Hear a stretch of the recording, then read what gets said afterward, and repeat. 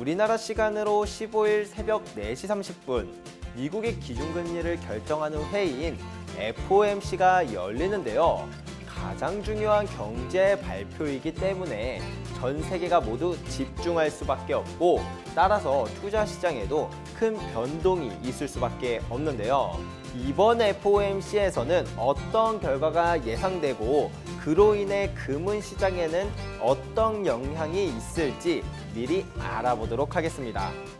먼저 이번 FOMC 회의로 인해 기준금리가 얼마나 인상될지에 대한 예측치를 살펴보면요. 0.5%포인트를 올리는 빅스텝을 할 확률이 77%, 그리고 0.75%포인트 인상하는 자이언트 스텝을 할 확률이 23%로 예상되고 있는데요. 미국 중앙은행의 의장인 파월은 최근 연설에서 12월의 금리 인상의 속도를 조절할 것이라는 뜻을 밝혔습니다.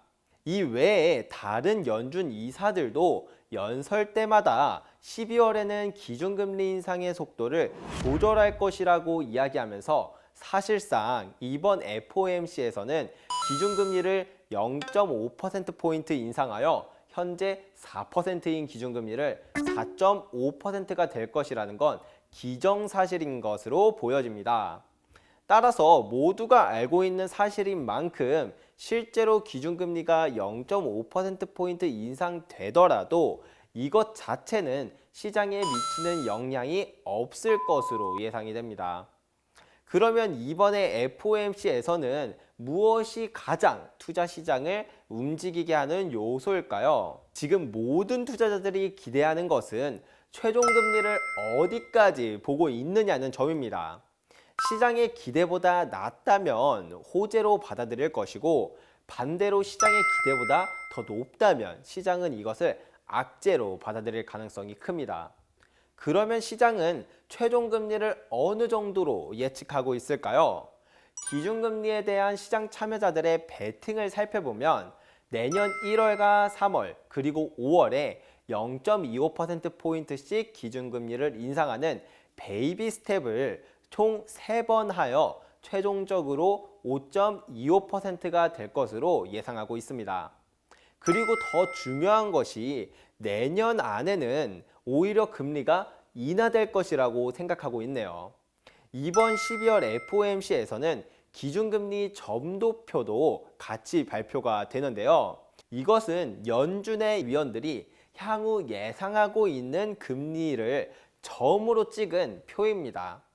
이것을 통해 연준은 앞으로 기준금리를 어디까지 올릴 생각인지, 그리고 언제쯤 금리를 인하할 생각인지가 이 표 안에 담긴다고 생각하시면 되는데요. 따라서 만약 이번 FOMC에서 연준이 생각하는 금리의 고점이 5.25%보다 낮거나 혹은 기준금리 인하의 시점이 생각보다 빠르다고 점도표에서 나타난다면 시장은 크게 환호할 것이라고 보여집니다. 물론 저 역시 이러한 시나리오가 나와준다면 너무 좋겠지만, 최근 연준 이사들의 발언이나 몇몇 경제 지표를 살펴보면 오히려 안 좋은 방향으로 발표될 가능성이 꽤나 높다고 보여집니다.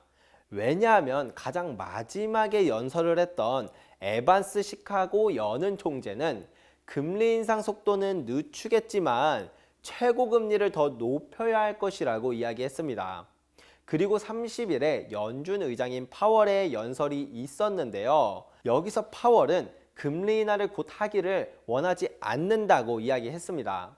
실제로 연준이 금리 인하를 빠르게 할지 하지 않을지는 알 수 없지만, 무엇보다 인플레이션에 대한 기대를 완전히 꺾어버리기 위해서 절대 완화적인 스탠스를 보이는 일은 하지 않을 것이라고 생각이 됩니다. 또한 이러한 의지에 힘을 실어줄 명분까지 최근에 나오게 되었는데요. 12월 1일과 2일에 고용지표 발표가 있었는데요.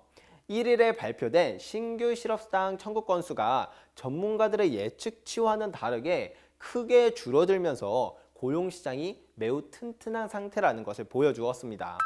또한 2일에 발표된 실업률도 지난달에 비해 전혀 늘어나지 않았고 심지어 비농업 고용지수에서는 예측치를 훨씬 상회하는 결과가 나오면서 고용시장이 매우 좋다는 결과가 나왔습니다. 그리고 가장 최근에 발표된 ISM 비제조업 구매자 지수 혹은 서비스 PMI라고 부르는 이 경제 지표도 전문가들의 예측과는 오히려 반대로 좋게 나오면서 경제도 좋아지고 있다고 나왔습니다. 따라서 연준은 긴축을 지속할 수 있는 명분이 만들어졌기 때문에 이번 FOMC에서는 적어도 시장이 기대하는 그런 완화적인 스탠스를 절대 보여주지 않을 것 같다고 보여지는 부분이 많은 것 같습니다.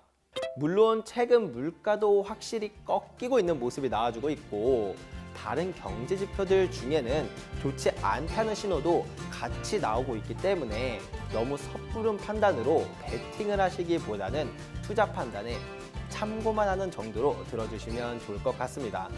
오늘도 영상 시청해주셔서 너무 감사드리고요. 다음에는 더 알찬 정보로 다시 찾아뵙겠습니다. 감사합니다.